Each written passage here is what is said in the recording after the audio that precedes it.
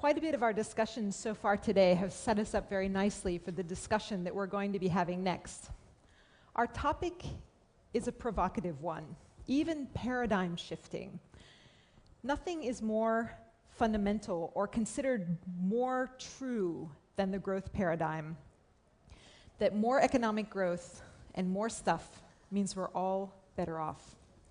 This next panel is going to lift that stone and look under it and really query that and see if perhaps there's not another way. And if so, how do we achieve it?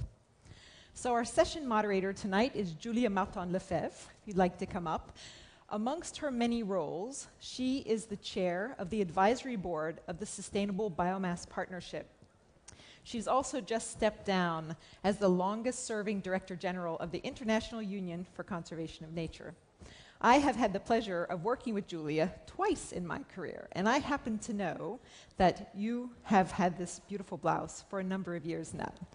Is that in honor of our session, which is titled, Is Less is More? Yeah, I think less is more, and it looks pretty good still, doesn't it? Absolutely. Thanks for remembering, Gillian. Julia, I wish you a great session. Great. So I'm going to invite the four panelists to please come up. We have a gender balance panel, which I'm sure is all right for all of you. Let me ask them to sit down anywhere.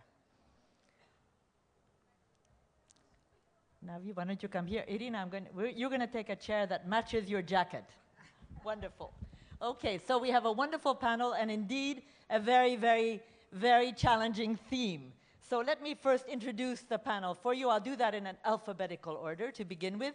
So Isabelle Autissier is the president of WWF France, a celebrated sailor, a writer, and a broadcaster. Read her books. By the way, if I spent the time talking about all of them, we'd be here until tomorrow.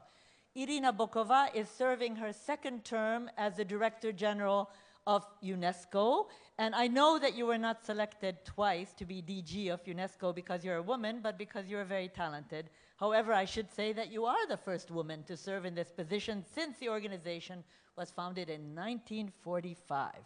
Antoine Frérot is chairman and CEO of Veolia Environment, a major transnational company with activities in water and waste management and energy.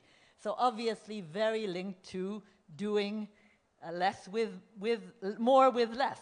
Navi Radjou is an innovation and leadership advisor and also a prolific writer. So it will indeed not be easy to find answers that we all agree with in this session. But at least I remind you of the session title, Is Less More to Addressing the Solutions to Vital Needs? What I want to do is that let's not spend time in trying to define what vital needs means.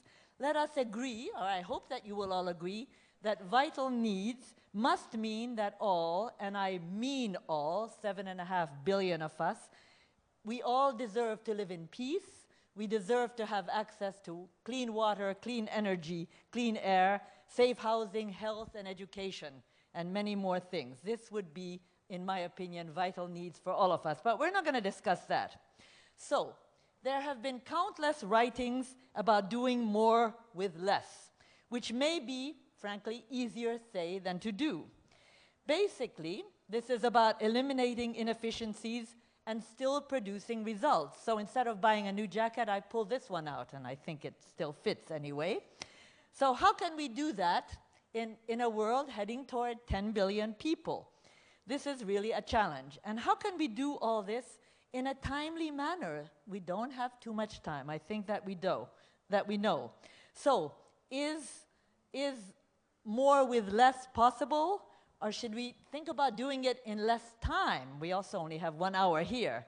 Or should we focus on less with less? So I look forward to a very rich discussion. So we're going to start with Navi, whose new book, Frugal Innovation, How to Do More with Less, is absolutely at the heart of this session. So Ravi, I'm going to ask you to set the scene for us. Thank you. Thank you very much, Julia. Delighted to be here this evening to talk about frugal innovation. So as the name indicates, frugal innovation is a new form of innovation that is frugal, that is essentially affordable, simple, and sustainable as well. I happen to live in Silicon Valley, where innovation is anything but frugal. very expensive. We spend billions of dollars coming up with the next big thing. Think about the iPhone 5, 6, 7, 8. And yet, these technologies are also very resource intensive in terms of the energy required to operate them. And more importantly, are not always in adequation with the kind of needs of the 7 billion people that Julia referred to. So Frugal innovation is essentially coming up with a new set of solutions that are simultaneously affordable and sustainable and address some of the more basic needs of people around the world. And since we have limited time, I'm also a very practical guy. I brought with me 3 frugal solutions to kind of show you exactly what it means to do more with less.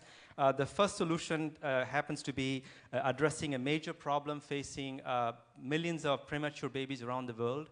Many of them die quite early because essentially they don't have, especially in developing nations, a device to keep them warm. So the incubators developed in the Western world cost about $20,000. So 4 students from Stanford came up with this very ingenious solution, which is called Embrace. And this is actually looks like a portable infant warmer, like a mini sleeping bag. And inside, you have actually something like, let me pull that out, something that looks like this, which is a material that is like wax. So essentially, you can put it on a heating pad, it melts, and you reinsert that inside. And then you can keep the baby warm at constant temperature for about 6 hours straight. And more importantly, it can be used in conjunction with the kangaroo care, which enables skin-to-skin contact between the mother and child. And this cost actually only $200, which is 1% of the cost of incubators developed in the West.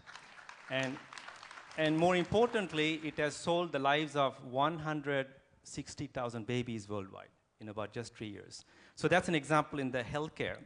The next one, very quickly, is actually from the farming industry, because as you know, we have to double our food production in the next 3 decades to feed the billions of people we will have by then. So this is actually a solution from my neighbor in California who came up with this very ingenious solution, which are essentially wireless sensors that a farmer can plant in the field and start beaming detailed data on soil condition and air temperature, etc. And it can reduce use of water and fertilizer while actually increasing dramatically the quality and quantity of crops. And the solution pays for itself within a couple of months, which is really ingenious. So what happens now is that you have the ability for Mr. Everybody to have access to some very cheap technologies and use that to address fundamental needs in farming or healthcare or even education. So in education, I have this very interesting device. This is actually a personal computer called Raspberry Pi, developed at Cambridge University, completely open source. It cost about $30. And with this, actually, you can educate not just a child, but an entire village. So what they have done is that they have teamed up with the Khan Academy, which is an institution in America that offers free tutorials on math and science. So they took all the content from Khan Academy, which happens to be online, and they put that in a chip so that it can be accessed offline by kids. So this little component goes inside a tablet, which doesn't cost $600 like an iPad, but only $35, developed in India, called Akash. And then voila, and then you distribute these tablets to kids in the village. And amazingly, without teachers, they set up the tablets themselves, and they start using it, and they can start learning, science and technology and math. So this is the kind of frugal solutions that I've been promoting, in the recent, couple of years. So frugal innovation is possible. It's possible to do more with less.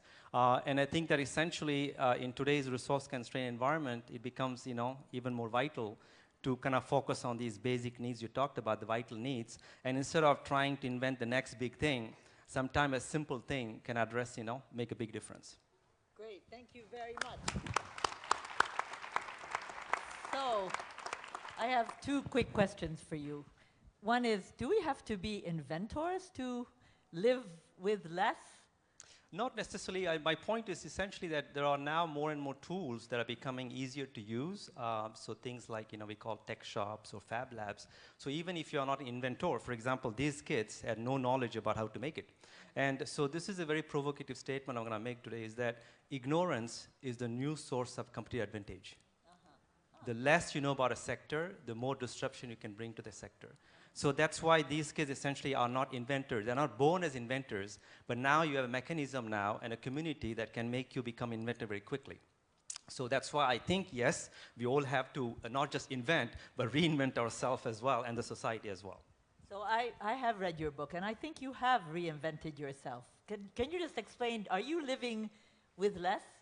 Yes, I do, in the way that I don't have a car. I mean, you know, I bike in California, which is an oddity, but, well, I tried my best. I decided to give away my favorite fruit, which is, you know, mango and kiwis, because I now consume primarily local stuff within California, and thankfully California is a very bountiful region in terms of, you know, fruits and vegetables. So yes, I'm doing my little part in terms Very of good. trying to live, you know, with less. Wonderful. Thank you very much. Okay, now over to you, Antoine Frérot. So I'd like to know from you, in this big job that you've got, how one can do business in an era of diminishing resources. And then tell us a little bit about your general view about what's called the circular economy. Yes, good evening to everybody first. For sure, to do more with less, we have there a good example with the natural resources. Because we could do more economy, more industry, by extracting less natural resources. The rise to the global population and the wish of this population to see their living standards increasing will continue. It is at least medium and long-term history trend, and we should wait for more and more economic activities and industry, and then more and more pressure on raw materials and natural resources. And today we could see that it is no more longer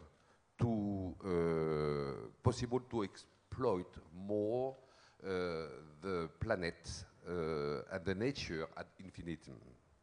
So we need to find a way to decorrelate the economy, the industry, and the extraction in the nature. Extraction from raw material, extraction from water, extraction from energy. How to do that?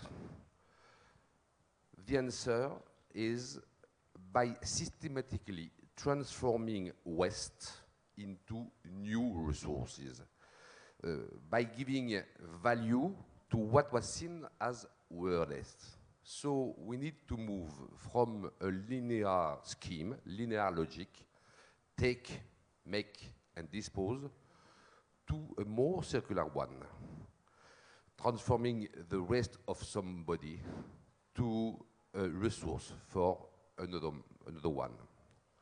And then we could do more with less. Less waste and more resources, less taken from nature and more use made of what is taken, less pollution and more quality of life. That is circular economy. Transforming the waste of someone to resource for the other. And Veolia is a central actor of this circular economy. This circular economy is specially adapted to developed countries, because today the waste of these developed countries are the biggest, the first mine of raw material of the 21st century. So it is a logic which is especially adapted for our countries. Countries where we don't have a lot of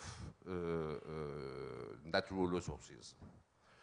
And countries where we could invent, innovate, create the solution to transform the waste into new resources.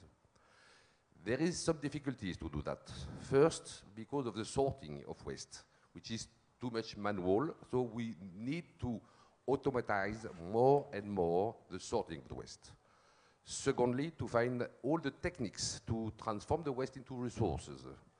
We already do that for paper, scrap metal, cardboard, glass, but for a lot of other waste, we are not able to transform them in an economical way.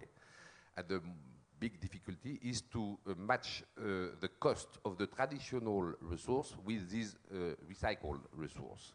And for that, we need innovation and sometimes help at the beginning of the process. But for sure, it will be the sole way recycling raw material, recycling water, and recycling energy to tap with the inevitable growth of economy. For water, especially, we are talking a lot about water scarcity. Water recycling is typically the way we will solve all the problem of scarcities, because the wastewater we could recycle is there, we need it, just where the people are. So we don't have to move a lot of quantity of water. The quantity of wastewater is completely parallel to the need of water, of course. And when we recycle the water, we are obliged to treat it. So we avoid pollution problems. So recycling of water will solve all the problem of scarcity. It is why this circular economy for all these things, including energy, is the right way, and we have to move as quick as possible with innovation, but also with help from the different countries, the different regulation to accelerate this way. Thank you very much.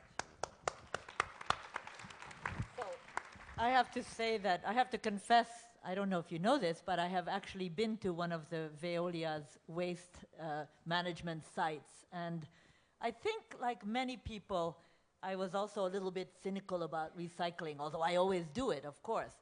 But I saw what you're doing, and it's really, really impressive. So let me ask you a question. And that is, how do you see, here we are in Paris, and very soon there's going to be an important conference about our biggest challenge, climate change. How do you see the link of the circular economy, about which you spoke so well, and the climate issue? This link is strong because the climate issue is not only a problem of electricity production, even not only a problem of energy. The linear logic, take, make, and dispose, is producing a lot of emissions. For example, if we take this small bottle of water we have there, to build such a bottle with an old one, by recycling the plastic, we emit 70% less of CO2 than with the classical way coming from the petrochemical industry. And this proportion is even more for all the metals. So the linear economy will produce much less emission, and at least we will divide immediately by more than two, the emission, if we would be able to go completely to circular economy by recycling what we are wasting. So the link is strong, and it is a link which involves all the industries and also all the consumer, because they are producing waste themselves. Very good, thank you. Thank you very much. Will Veolia be very active in the climate conference in December? Yes, of course, with different message. The first one will be circular economy is the right solution for declining the emissions. But there is also other way, and for example, to capture and give a value to certain emissions, like methane, for example. And at least to accelerate the change, we need a price, a robust price for carbon emission. And this robust price should be immediately in place, meaning that I think it is better to have a carbon tax than a complex market. Without this price, this robust price, at least 40 euros per ton, we will not go enough quickly to change the way we are making industry. Thank you very much. Thank you. Irina, you come from an organization that's supposed to look after education, science, social science, and natural science, communications, and culture. I think I've picked up all the parts of the acronym. So I can't ask you about all of that, but I know you know about all of that. But can you explain to us about UNESCO's soft power approach to inclusive and sustainable growth in line with the Sustainable Development Goals, which we did mention earlier today, and of course the theme of this session, doing more with less. Thank you very much, Julia, for asking this question, because I do believe that UNESCO's mandate, as you mentioned, in the area of education, of the sciences, culture, communication, oceans, new technologies, the use of new technologies, I believe it's at the heart of the Sustainable Development Agenda, Agenda 2030, that was just adopted. And I think this debate is the first public debate I participate after the adoption of this agenda in between the COP21 and the United Nations summit is really a very important one. And while listening to Navi, I was just thinking that something that we say very often at UNESCO, linked also to your question, that human ingenuity is the ultimate renewable energy. We speak about renewable energy all the time, but I think the human ingenuity is really the ultimate renewable energy. And you think everything has been invented and something else comes, and the opportunities are huge. So this is where I think our mandate and what is in the basis of the Agenda 2030 is important nowadays. How we leverage science. There is an overall recognition that the interface between science and policy is not sufficiently recognized. We know that in the climate change, we see that in water, we see that in many other areas. So how to make really science serving the right political decisions is, I think, one of the biggest challenges that we have. What kind of education we need to the 21st century? How we leverage, I would say, the knowledge that we have in order to make the citizens of this world or what we say global citizenship education, living to live together. I think all these are global questions because the Agenda 2030 is universal. It is not the North helping the South. It's about all our societies and how we transform our societies, make them inclusive. As I said, giving, because human talent is everywhere. It is not just in the developed countries, it's everywhere. How we really help this human ingenuity prosper is also one of the biggest challenges. And then I believe also equally important is how we actually implement this agenda. We speak increasingly about partnerships. This is where I think it's so important that we have the private sector on board, because we speak about green economy, but we also speak at UNESCO about green societies, how we promote this type of thinking about caring the environment, about climate, involving the private sector, because we know that this is an effort not just by governments. It is by the private sector, by the academia, by the scientists, and also by all of us. So I think as you said, the soft agenda of UNESCO, of educating, giving a different type of education, of leveraging the science, of thinking about the ocean, the science about the ocean, as one of the most important. I know that you, Julia, are very well aware of this, because with IUCN and UNESCO we have a long-standing cooperation in protecting of heritage, natural and biodiversity and the others. But I think this should be at the heart of this effort enormous that we will make for the planet and for ourselves. Great, thank you very much. I want to... So, Irina, thank you very much for that. I'm going to ask you a little bit of an embarrassing question, because it's a small elephant in some rooms, and that is that your name has been mentioned a number of times that you may be asked to be the next Secretary General of the United Nations. I hope you're not upset that I'm asking you this, but people are talking about this, so I'm not campaigning here. But I wanted to ask you, what would you do if, and first of all, thank you for describing the Sustainable Development Goals so well. I think the fact that they're universal, that it's no longer them and us, but it's all of us, and that you mentioned the fact that the entire world has development problems. I don't even like the language anymore, developed and developing. So what would you do if you were to take on that additional honor and challenge? Julia, about this? I'm not campaigning either, and it's $1 million question. But a conversation. No, but what I think is what is important, apart from what you just mentioned, I do believe that we have to mobilize and we have to change a little bit the perception about United Nations being perceived only as a security or military, I would say, hard power organization, which is definitely important, we know, with all the conflicts in this world and everything that is so challenging with the rising violent extremism. And of course, I could mention here the destruction of heritage, because it is so much in the spotlight of international public opinion, and of course of UNESCO, because we are the guardians of this heritage, and it's appalling. It's, I would say, not only tragic, it's a huge drama that is just evolving in front of our eyes. I'm confident, I do believe that we need a lot more also of the soft power in this world. We see nowadays a war for the hearts and minds of people in many parts of the world, in our societies, in many of the developed societies.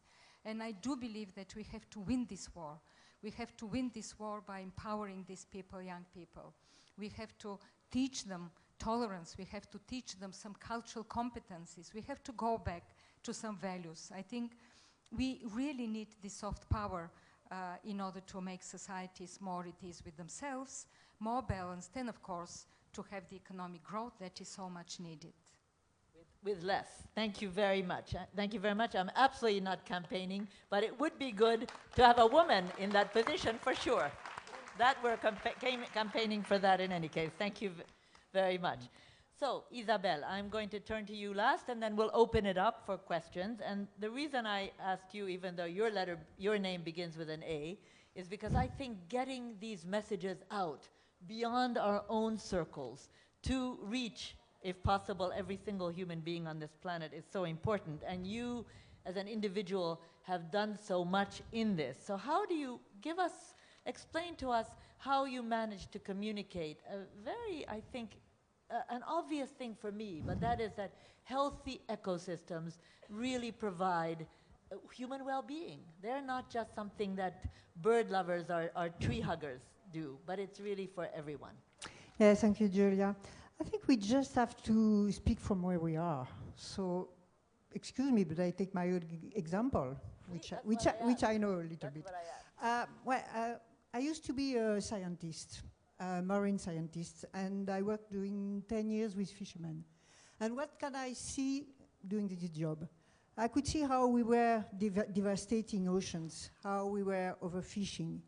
And then I could speak from this point of view, because I was a scientist, and to speak with the fishermen and say, hey guys, the ocean, it's not a plant, it's not a factory, it's not because you put more means inside, more means of productions, that you will collect more fish, maybe at the beginning, but in the end not. In the end, because we will be exhausting the ocean, because you don't take care of the rhythm of the ocean, of the rhythm of the living ocean, then finally you will destroy your mean of living. And this will result in poverty and people that have to leave their own jobs and unemployment. So just speak from where you are. Well, then I turned into a professional sailor. You mentioned I went 4 times around the world alone. And what did I learn?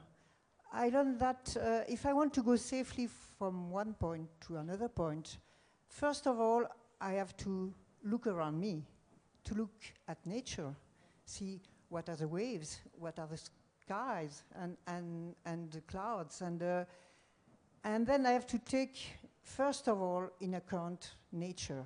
Then I can think about it and begin to have a reflection and a mental construction about what does it mean, this cloud coming.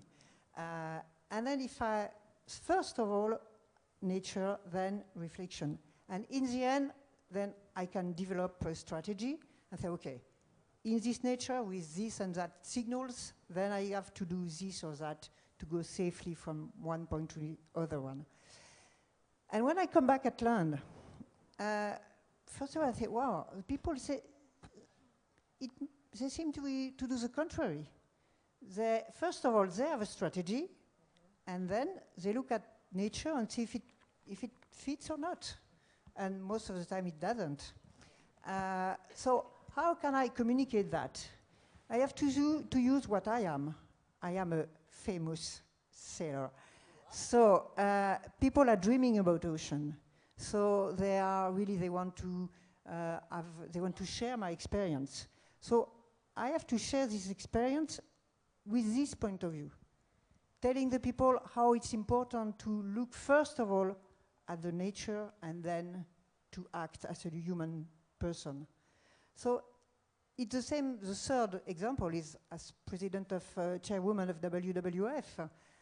I just have to act like that. So I have to, with all the connection that I can have in the world with WWF, I say, hey, I've got this information, I've got that information, and we are trying to put everything together to try to build solutions.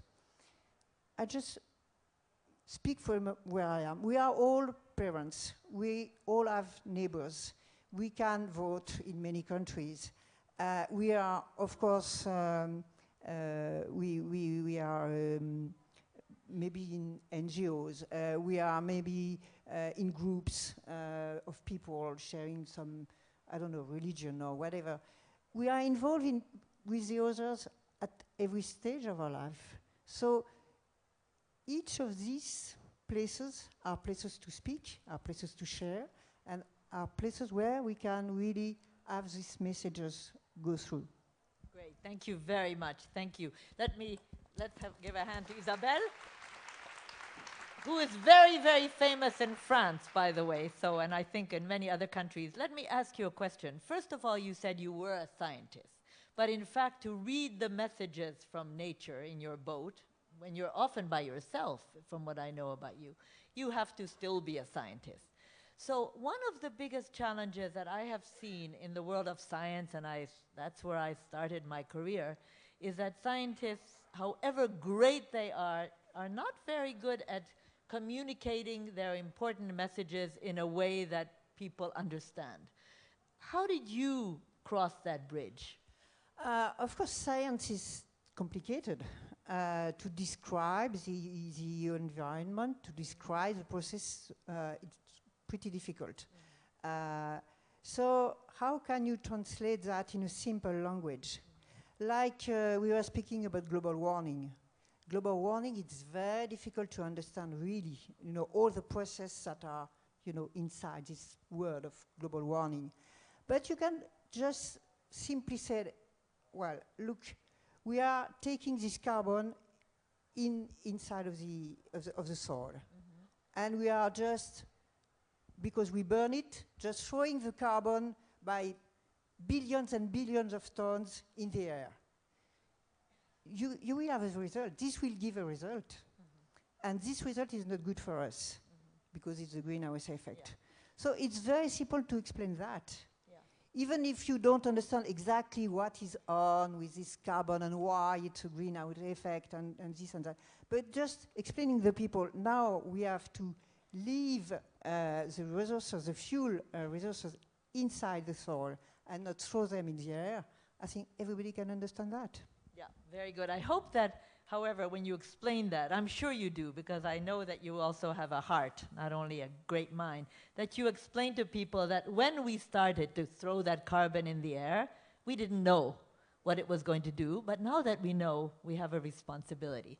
So this is really great. Thank you, and I'm very, very proud of the fact that you've all done more with less, because we still have some time, finally, for some probing questions or comments from the audience. So I need some microphones. And please, can you say your name and the organization? There you are in the front row. And ask your question. And if it's addressed to one person, say to whom. Okay. Good evening, everyone. My name is Tato Catania, and I'm the CEO and founder of Retaga Resources, which is a company based in South Africa. My question is for you, Antoine. From one CEO to another of a company leading the circular economy. We are doing this through school bags that are made out of plastic shopping bags that have been upcycled into a textile. So when you talk about doing more with less, that is exactly what we're doing. So my question for you is, how does a company like Veolia, right, partner with a company like mine to lead the circular economy in a meaningful way in communities in South Africa? Thank you. I think you have to show us that bag. Let me see that bag. Over to you.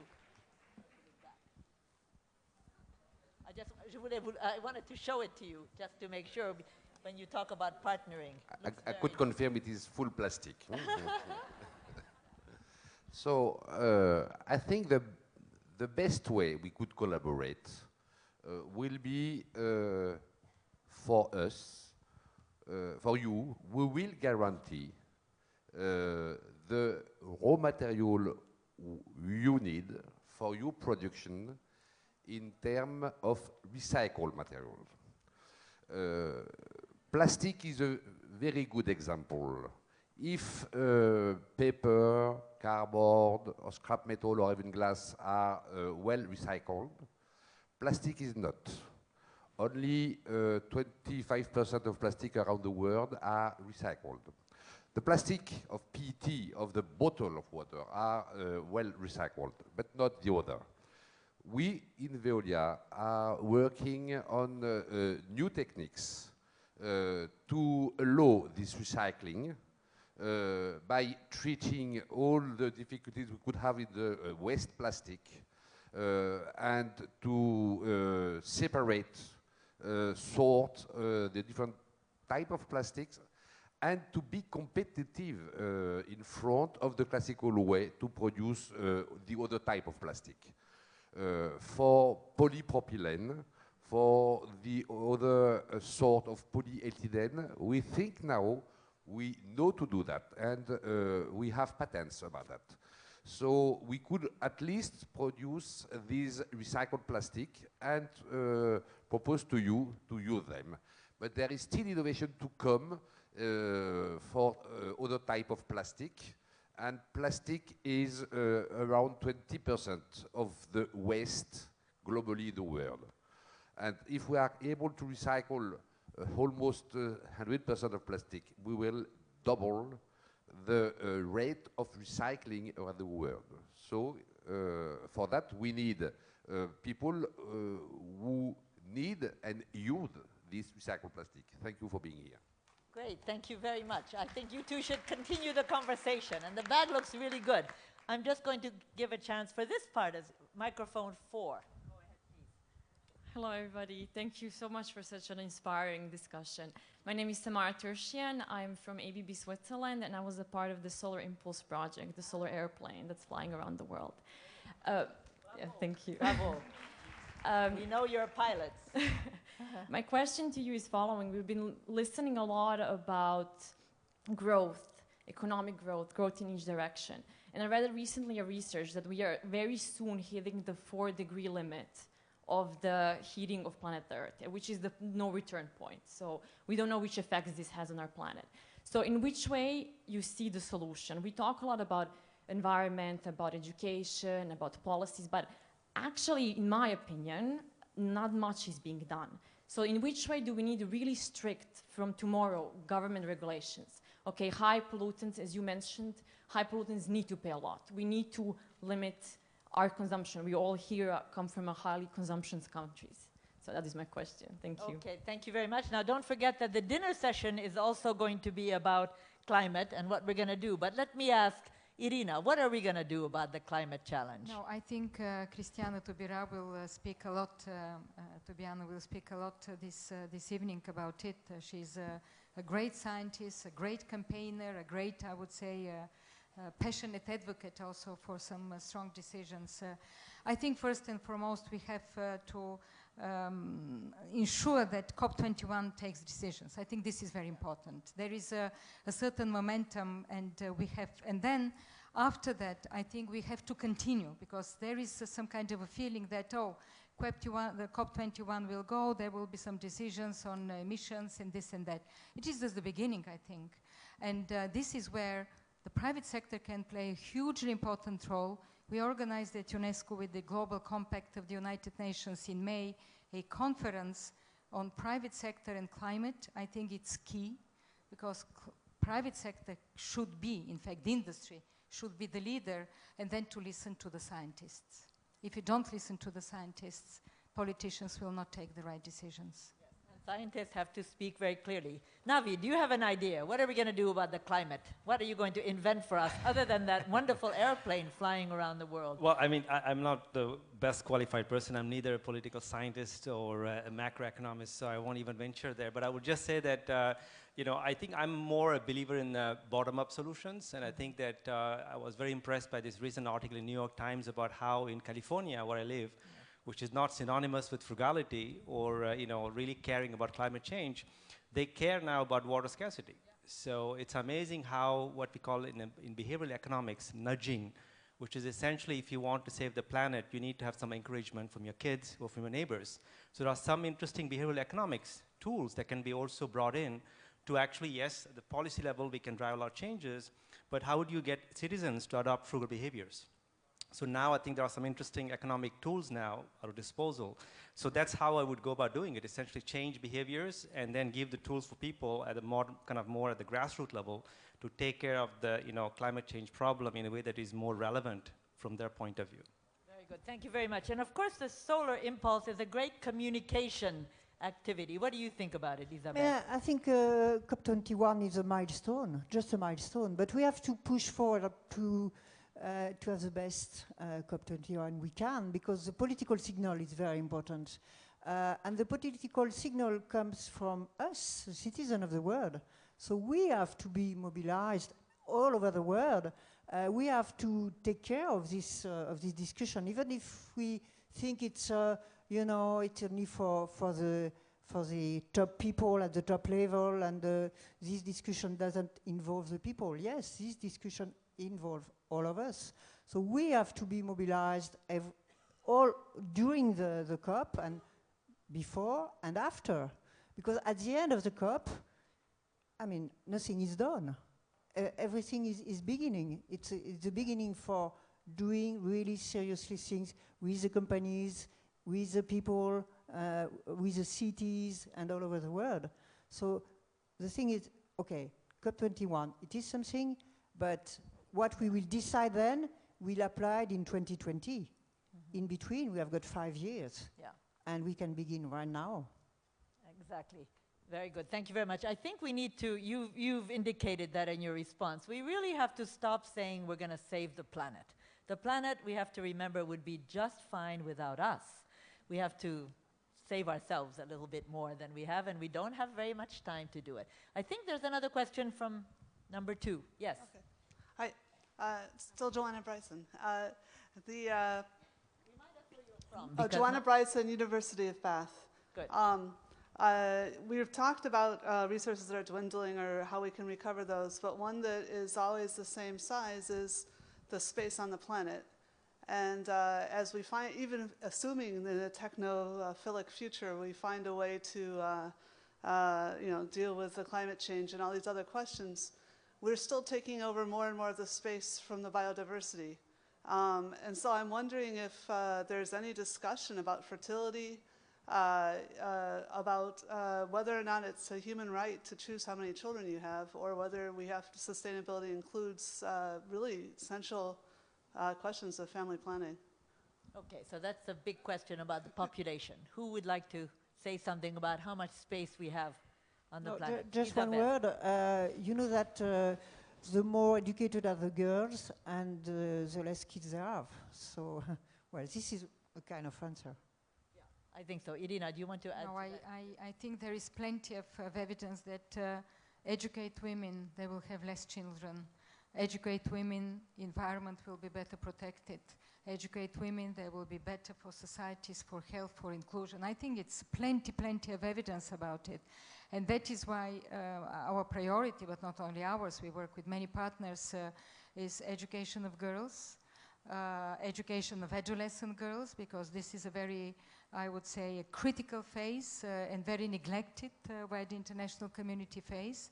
I think it's critical. Just education nowadays really becomes one of the imperatives of safeguarding biodiversity, of climate, of environment, of economic growth, of everything. I think this forum maybe has shown already by many that education of women, and it's just vital for any of the challenges that we have nowadays, including the climate.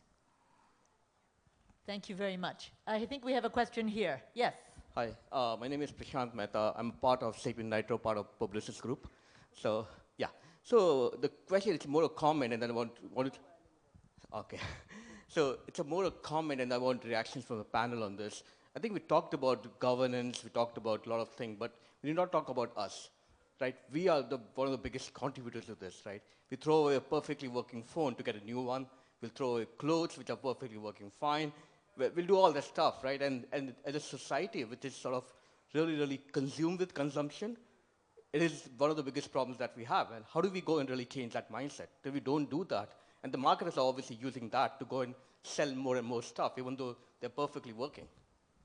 Okay, that's how are we going to do more with less? That's the question. How can we, yes? I'm sorry I'm taking one, but maybe Yes, go, others. But go. I think it's important, very Navi, important question, yes. because I remember last year during the Samoa Conference of Small Island Development States, United Nations, Christiana Figueres, who is the secretary of the Convention on Climate, and she came to me and she said, we need your help.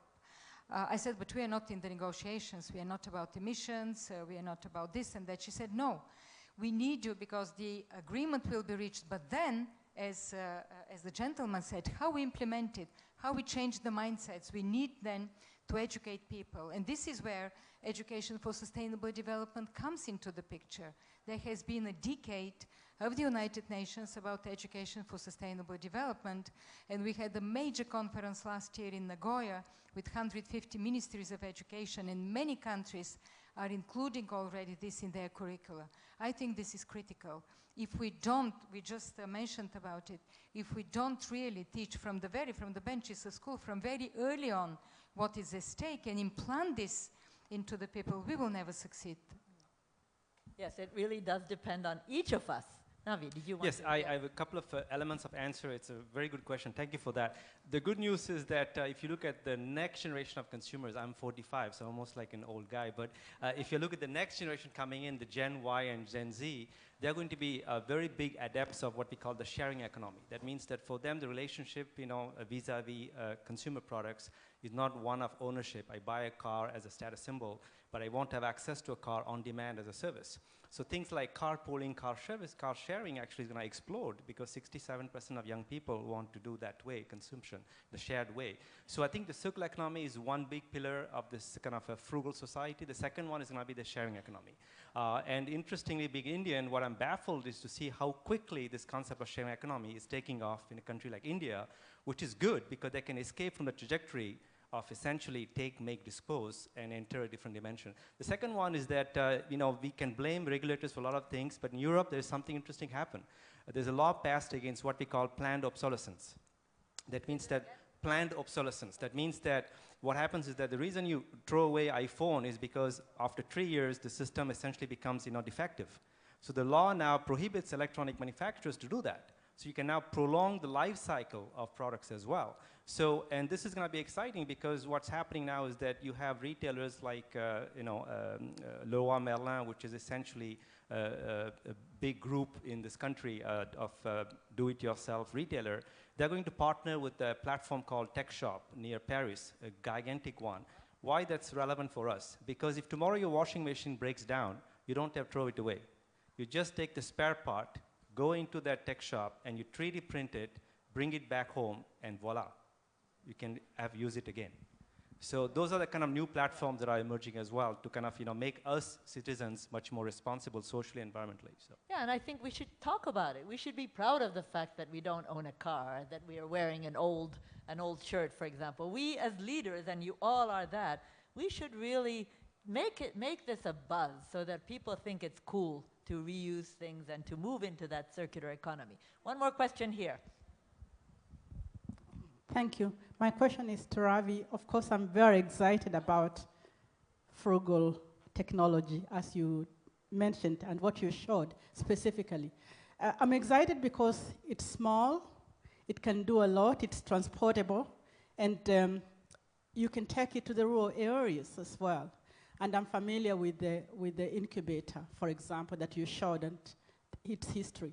So my question to you is that what do you think about changing the mindset? Because when there are two sets of technology given to the community an iPhone and something much more simpler, the value thinking of communities still today is to go for the one that is more expensive and more flashy.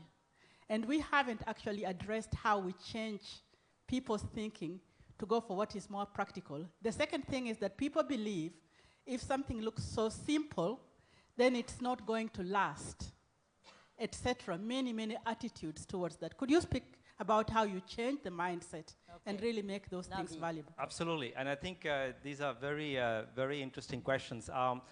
One of the things that I think we talk about the notion of circular economy and the idea of reusing things. And interestingly, I think the lady actually showed a very interesting bag made of recycled materials, and I call it upcycling, or I call it the spiral economy. Essentially, how do you essentially don't just recycle stuff, but actually create more and more economic and social value and make them much more aspirational as well, these products. The reason I bring it up is because one of the myths is that about frugal innovation is that just because something is frugal means it's cheap, and therefore it doesn't have to have the same beauty attributes as an iPhone. You can actually have an affordable product that is also beautiful.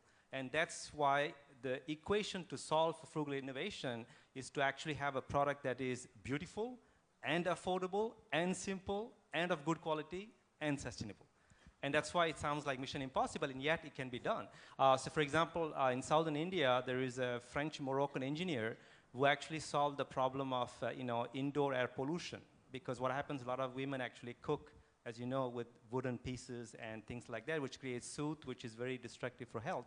So they actually created a clean stove, and interestingly, not only it's affordable and simpler to use, but they worked with designers so that the woman who actually buys that particular stove, that becomes a status symbol, because it's so cool that other women in the village wants to have it. So I think there is a way now to actually create solutions that are as aspirational as an iPhone, but 10 times cheaper. And that's going to be the challenge, the next frontier for innovators worldwide. Very good, very good. Okay, challenge. One tiny question from here. Really a tiny one, sorry, but you can continue over dinner. Quickly. Nina Gardner, a sustainable advisor. But my question for Veolia is, are we at some point going to be retrofitting our houses so that we're not showering with drinking water? I mean, we have very little water, and Israel has these dual pipes in which one pipe is for drinking water and the other. Is that the kind of thing that we can start being a little bit more innovative with the use of water?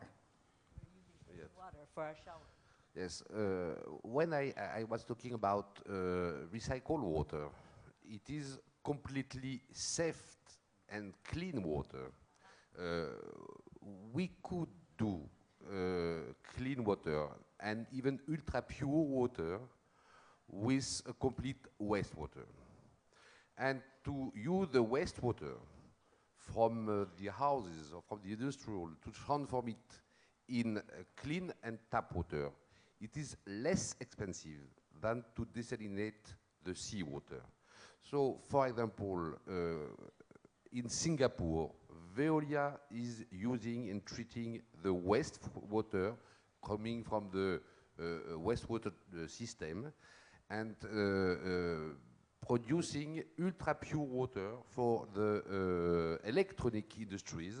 For building, they are using ultra pure water, which is much more pure than tap water. So we could do very high quality of water with wastewater, and it is less expensive than to desalinate the seawater. It is more expensive, a bit more expensive than to use the water of a river, like the Thames River or the Seine River, but not too much, because in a river, the nature do a part of the work. We have to accelerate this work, but we have just to imitate what the nature is doing with the ecosystems. In the nature, there is no waste, only resources. All is into transformation. It is exactly what we do with recycling of water, but also with circular economy. So we just imitate and accelerate the natural phenomenon of ecosystems. And we could do that for water. So there is no problem of quality. And for a shower, you need clean water, because if not, it is dangerous. even for the toilets. So clean water, tap water at the OMS quality WHO. standards is available with classical recycling treatment activities. So thank you very much. So as you can see, we have a panel here where people really haven't given up hope. There are things that we can do, and we are starting to do those immediately. So that's what we all have to do. I have to say that I would have liked to have more time to do less with more, or more with less, but unfortunately we have run out. So I'd like you, first of all, to continue this discussion over dinner. Please give a hand to this wonderful panel. Thank you. And please give a hand to Julia as well. It's a great session. Thank you all very much. A lot of very important topics, and indeed, we'll keep the conversation going at dinner. We'll be seeing Julia again. We'll be talking about the climate change COP coming up in Paris, and I would invite you all to go directly to dinner. So if you would like to go, it's just outside of the auditorium, and we'd love for you to go, find your place, and then we'll keep the conversation going. So thank you.